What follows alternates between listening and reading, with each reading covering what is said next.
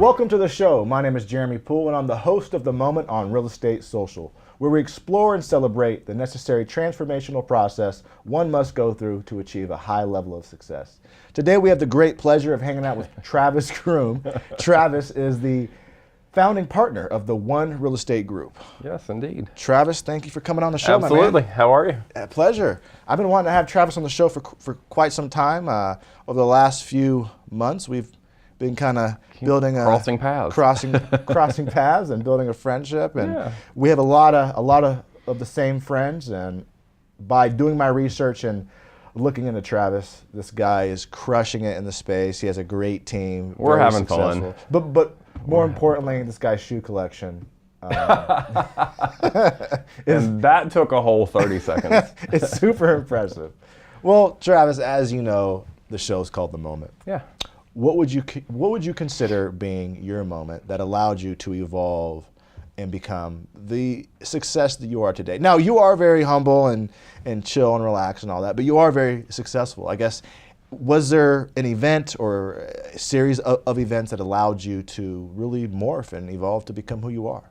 Yeah, I think, one thing that comes to mind is I've shared this story as my big why and my big moment was in the 5th grade, being a child of a single parent, school teacher, mom. We didn't have money for all the designer brands and the back to school clothes and all of that. Yeah. And I remember the first day of 5th grade sitting in the hall waiting for the bell to ring, and this guy named Chris, I won't say his last name, reached over and took his finger and swiped my tennis shoe. And I don't know if you're familiar with the little gel that you can use you're supposed to use it for touch up when you get a scuff on your tennis shoe. Okay, yeah. I had actually painted my entire shoes to make them look white so people might think they were brand new. Sure. But they were the ones from the year before.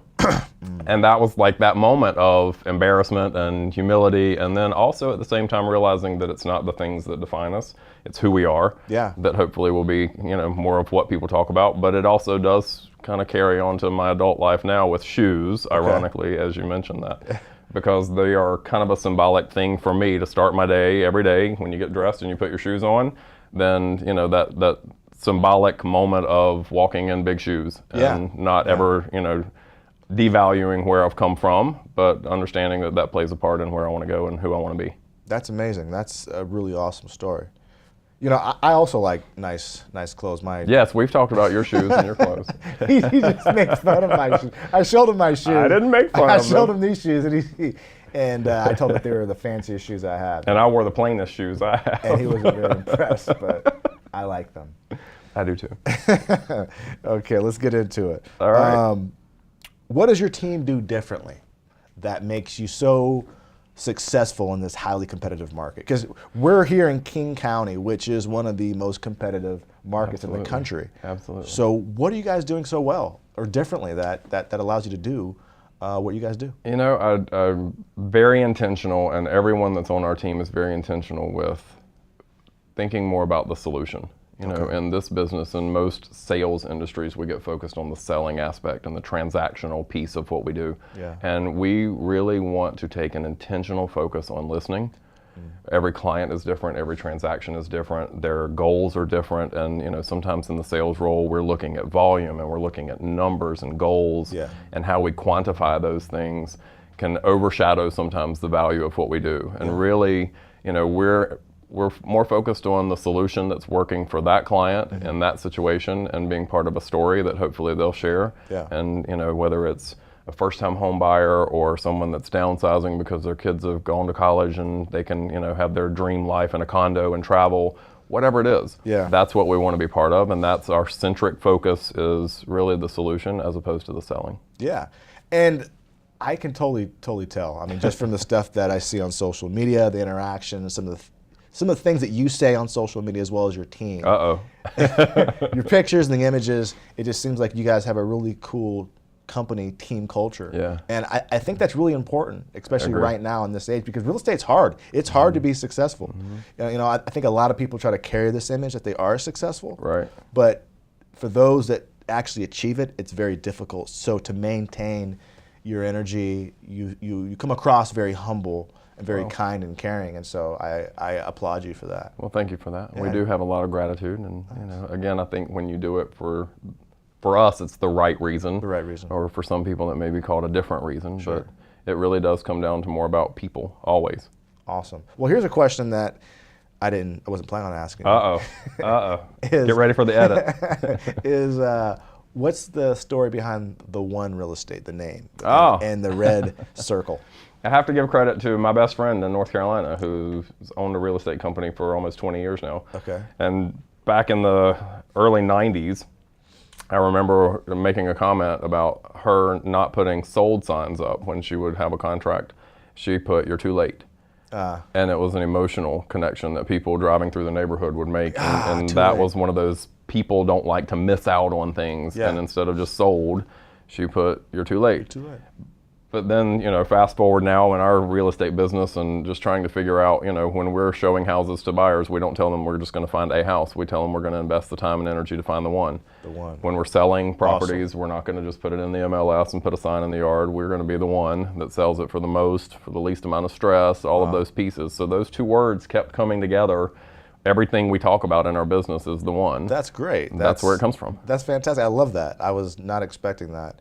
And that's why you don't see for sale signs. Yeah. It always says, "Is this the one?" I was a little concerned that his story would be lame. Really? A guy in plaid pants, you were worried about being lame? That's true, but it turned out great. That's beautiful. Because a lot of the stuff that you do, I figured that there was a really good reason behind it, because a lot of stuff that you do with your brand, it's very artistic. So I just figured that there was something deeper behind it. Thanks for that. Yeah, everything that we do is very intentional, but I think the beauty of it when it's done well is that it doesn't feel intentional. Yeah, it feels right. It feels human. What brings you the greatest joy? And it could be business, it can be family, it can be anything, but what really makes you smile? A lot of things make me smile. I separated that when I was thinking about it in the business term. Obviously, it's probably overlaps with what I would say personally. My family, first of all, makes me really joyful. Yeah. And part of that is tied to the business of what makes me happy would be, seeing success and happiness of the people around me. And if I can, be part of their happiness and their success, whether it's our team, whether it's, our kids, anybody that's connected to that makes me happy. Awesome. So how many people are a part of your team? We have a team of 11 now. Of 11? Very proud of that. Awesome. Not even a year in. I didn't realize that you had that many people. Yeah. That's fantastic. Yeah. So where does that growth come from? Are you actively recruiting, or people are just like, man, this guy Travis, his wardrobe is amazing, his shoes are impeccable? Well, again, it's very intentional. I've met lots of people in the time that we've been in this market now, a couple of years. Some, wanted to go after different areas and neighborhoods and markets that others would have been competing internally, and I don't think that builds a healthy environment for a team. Sure. So we've been really intentional with where people want their individual focus to be, so that, it's kind of that ripple effect, and if we have that broader net, and when people are really comfortable and familiar with being the expert in the market that they want to go after, and we can layer that and collectively have a really big presence for a pretty new group, I'm proud of that. Yeah, you should be. That's really awesome. And so here's a little side question. Just a lot of the pictures that you post on social media, like they're very lifestyle, they're very active. Looks like mid conversation or mid laughter, there just so happens to be camera set up. So is that staged? No, actually it's not. It's not. Okay. That's why I have to make sure that there's an edit button wherever we are, because sometimes things just come out. All right. No, we're people. At the end of the day, regardless of what we do for a living, what we enjoy for hobbies, any of those things, we're all people, and that is, I think, the biggest key to our group dynamic is the intention that's behind what we do in our business is never more important than the people that we are to each other and for each other. Awesome. Well, here's another question that's not on the cards.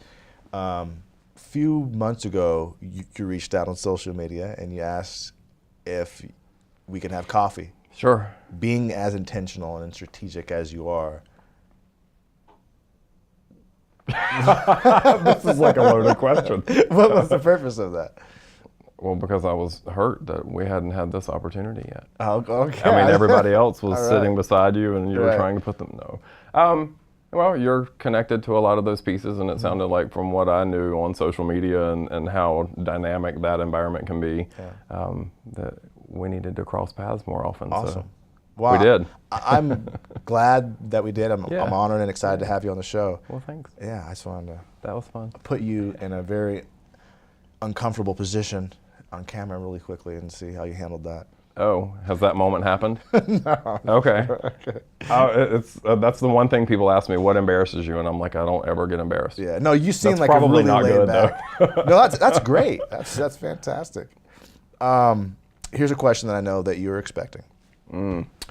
What is your favorite thing to splurge on? Shoes. Shoes. Sure, that's why I was like, I can't tell that story in the beginning because that's the, and again, it is more of a place, you know, I don't know who said it, that there's a reason that the rearview mirror is smaller than the windshield. Yeah. But both are equally necessary. Absolutely. And that's kind of my shoe thing. It's not the physical shoe itself. Yeah. It's knowing where I've come from, where I want to be, Yeah. and being able to start my day every day putting on cool, funky shoes is Yeah. kind of fun for me. And it's a little reminder of getting gear and go do it. I love that. That's a super cool story. The first time I met Travis in person, we were in Seattle at a mutual friends event, and one of the first thing that catches my eyes, besides his face, because I recognized him. So I was like, hey, Travis. See, that could have gone a number of different ways.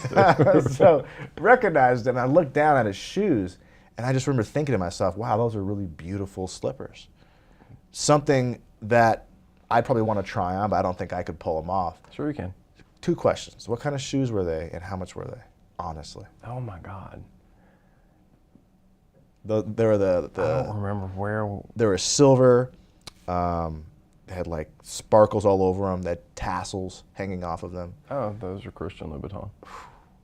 And what does a shoe like that go for? I don't know. You know. I don't know. Upwards of, what, 1,500, 2,000? No, they're not that much. Not that much. Probably in the 12-ish range, That's maybe. still an expensive shoe. But remember, You splurged it's on shoes, not yeah. the actual shoe. It's, Right. It's where you stand. No, I love that. I love that. I think Now I'm never going to be able to wear those shoes again because everybody's going to look at them and think, oh, Everyone's gonna know. That's the shoe he was talking about. They were amazing shoes. I saw them and I was like, wow, I want them. I don't know if I can pull them off, but I want those in my closet. You can pull them off. Okay. You're your own limitation. That's very true. I'm gonna try it. What's the best career advice someone has ever given you in the space of real estate? Absolutely, to surround yourself with people that are smarter and better at things than you are yourself. And the second piece of that, and probably the most important piece of that, is just stay out of their way. Stay out of the way. I tend to be a managing, control. You know, we come from these management positions, and Sure. my background in retail, and I really found that leadership is very different than managing. And when you manage something or a process, you limit the people that are around you. It's true. And if you lead, and you're leading in the right direction, and you've got the right people in the right seat on the bus, and Right. you know all of those pieces are aligned, then stay out of their way and Cool. let them be strong in the role that you give them. Awesome. Well, I'm really excited about this next question because it sounds like you have a lot of really cool things going on, especially in the last year or so. Yeah. What's the most innovative idea you had recently that produced a tremendous result in terms of success or just progress? I would definitely say, and I don't know about the innovation part of it because teams in real estate are a relatively new concept in Sure. the field that we're in. I think our strategy for the team is different. And that again comes back to the intentional piece of it. It comes back to what really has value for each person. Sure. And then, you know, it's that rising tides float all boats mentality, so that as we're all successful, as we all grow into our own businesses, the group therefore becomes successful. Love it. As opposed to the group leading the way or carrying the individuals. It's Yeah. the other way around. Are you currently hiring? Are you looking for people to join your team? And if you are, what are some of the characteristics one should have if they're thinking about coming to the one? I have this conversation almost daily. Do you? I never use the word hiring. Okay. I look at what we do every day as how we build. And if it's building an individual's career, and again, it goes back to that mentality of the purpose being that everyone is successful in their Yeah. role, and that therefore makes the group successful, then we're always open to having that discussion with anyone that thinks they're a great fit. Love it. But you got to be a badass. You got to be a badass. Okay. That's the only What are 3 things that make up a badass in your mind? confidence Confidence. that is supported by knowledge and skill. Love it that. can't just be arrogance. I love three things. how quick you were to answer that question. Well, because I've read many resumes, and Yeah. I usually read them after the interview just to see how much of it matched up with what was ever said. That's I an never interesting read a strategy. resume. That's cool. Never read a resume before or during an interview. Okay, so what prompts you to even have the interview? Because everybody brings them to it. Okay. I want to talk to you. Yeah. But I don't, you can make yourself sound like anything you want to be on paper. Sure, yeah. It's hard to wing it whenever you're in person and somebody asks you a question and catches you off guard. But like that's we're the challenge. doing right now. Yeah, but that's how you get the real part of it, though. That's true. If this was scripted and I was reading a teleprompter right now, I think it would probably say a lot of different things. It would. It definitely would. I think that's the beauty of the moment, is that we do kind of give you some indication of some of the questions that we're going to ask you, but a good portion of them, it's just 100% organic. What you're getting right here, guys, is this is Travis and this is Jeremy. It's very filtered, though. This is the real No, deal. it is, and that's the way it should be. If you're going to really get to know someone or a business or a group, then they represent a transaction, but ultimately they're a person first, and we all need to work with people, or probably should work with people that we relate to. Yeah.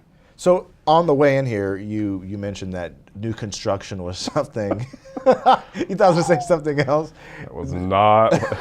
New construction is something that's kind of new for you. How did you break into that? I have to, attribute a lot of that to several folks on our team. Coming from North Carolina and still having the team there, new construction is not as much a part of our business as it is here. Investments, developments, all of those things are relatively new personally for me. So I've got a couple of folks on our team, again, back to surround yourself with people that are better and smarter than you are. And I learn every day. And hopefully, collectively we can layer new construction and luxury and resale and first-time home buy, all those pieces, instead of just being exclusive to one piece of the real estate market. We can cover it all. Amazing. Well, you seem incredibly comfortable and confident on camera, so I'm going to ask you one last. He's still trying. For one last jewel, for them, not for me. This is for them.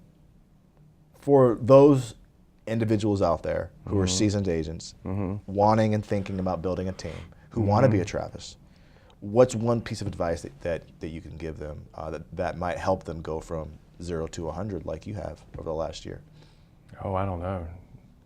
Never stop. Never stop. I think we see more people probably new in the business because the team mentality is relatively new. Yeah. So when you say seasoned, most of those people have built their businesses independently, and that's, it's kind of harder to start over with a new philosophy, but it's a totally different business model. Sure. So just, if you're authentic to yourself and what your goals are, then it'll work. But don't try to force something that's not who you are. Perfect. Well, Travis, I'm so happy I had you on the show. Thank you for being here. Absolutely. That was fun. That was a lot of That fun. was painless. I got all worried that you were going to really try to put me on the spot. Thanks, guys. We'll see you again next week.